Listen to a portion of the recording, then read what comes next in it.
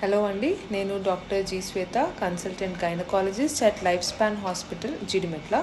ఈరోజు మనం thyroid disorders and pregnancy గురించి తెలుసుకుందాము. థైరాయిడ్ టెస్ట్ అనేది ఇప్పుడు ప్రెగ్నెన్సీలో రొటీన్ టెస్ట్ కిందికి వచ్చింది. ప్రతి 3 నెలలకి హిమోగ్లోబిన్ టెస్ట్ ఎలా చేపిస్తామో థైరాయిడ్ టెస్ట్ కూడా కంపల్సరీగా చేపిస్తాం. సో ఈ థైరాయిడ్ లెవెల్స్ అనేది ప్రెగ్నెన్సీలో 2.5 to 3 milli international units per litre is the normal level.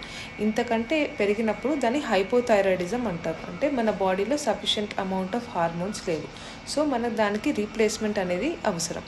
Thyroid hormones ఖచ్చితంగా రీప్లేస్మెంట్ ఇవ్వకపోతే, థైరాయిడ్ ఎక్కువ ఉందని తెలిసాక కూడా మనం ట్రీట్మెంట్ తీసుకోకపోతే ఖచ్చితంగా మదర్కి ఇంకా బేబీకి కాంప్లికేషన్స్ వచ్చే ఛాన్సెస్ ఉంటాయి. బేబీకి ప్రత్యేకంగా రికరెంట్గా అబార్షన్స్ అవ్వడం, రికరెంట్ మిస్క్యారేజెస్ అవ్వడం, ప్రీటర్మ్ లేబర్లో సెట్ అవ్వడం and neuropsychological delay, milestone delay అయ్యే ఛాన్సెస్ ఉంటాయి. అదే మదర్కి చూస్తే అనీమియా, రక్తం పర్సంటేజ్ తగ్గిపోవడం, ప్రీటర్మ్ లేబర్లో సెట్ అవ్వడం అండ్ బీపీ వచ్చే అవకాశాలు కూడా ఉంటాయి. సో మీ గైనకాలజిస్ట్ అన్న డాక్టర్ అన్న ఎప్పుడైనా థైరాయిడ్ టాబ్లెట్స్ అడ్వైస్ చేసినప్పుడు ఖచ్చితంగా మనం అది వాడాలి. డెలివరీ అయ్యాక 6 weeks తర్వాత మళ్ళీ రిపీట్ టెస్ట్ చూస్తాం. So follow your thyroid medications regularly. Thank you.